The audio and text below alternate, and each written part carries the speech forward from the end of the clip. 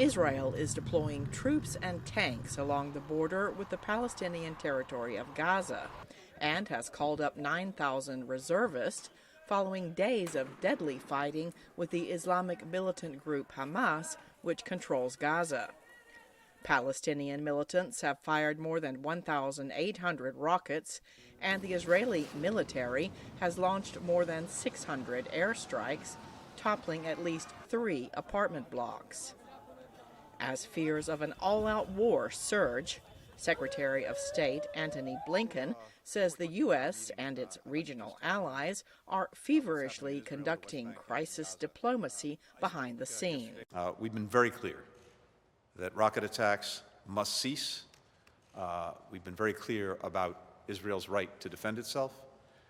We're also engaging our regional partners with urgency to see to it that calm prevails. And our heartfelt condolences go out to the loved ones of those lost. Before the current crisis began, the Biden administration had reached out to Palestinians, but had not made the Israeli-Palestinian conflict a top priority. Several Democratic lawmakers went to the floor of the House this week to express their support for Israel amid the deadly violence. In case there is any confusion, Hamas is a terrorist organization designated by the United States, dedicated to the destruction of Israel, and which Congress has and must condemn for killing innocent civilians and using women and children as human shields.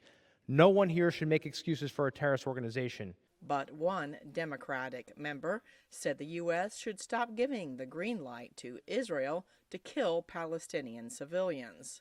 Help me understand the math. How many Palestinians have to die for their lives to matter? Life under apartheid strips Palestinians of their human dignity. How would you feel if you had to go through dehumanizing checkpoints 2 blocks from your own home to go to the doctor or travel across your own land?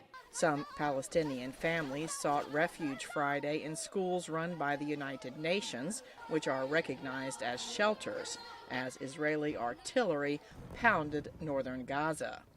The Israeli military says the artillery attacks are intended to destroy a vast network of militant tunnels.